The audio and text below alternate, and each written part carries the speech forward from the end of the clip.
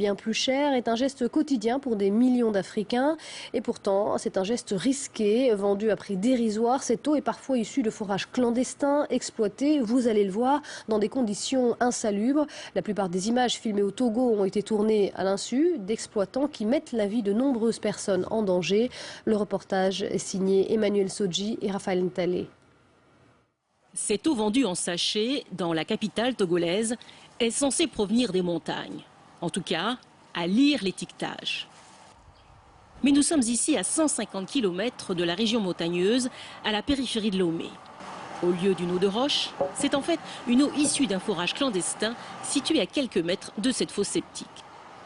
Le patron, sans scrupule, écoule plus de 3000 sachets par jour sur le marché, sans respecter les normes élémentaires d'hygiène et de santé publique, au risque de propager des épidémies.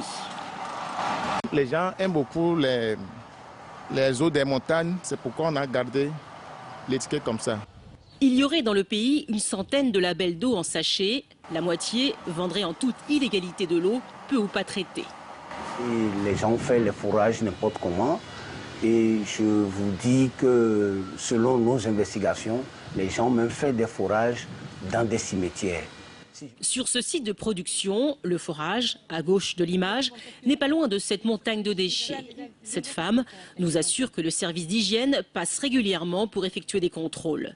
Difficile de la croire, le système de filtrage installé sur cette machine sous-équipée est totalement obsolète.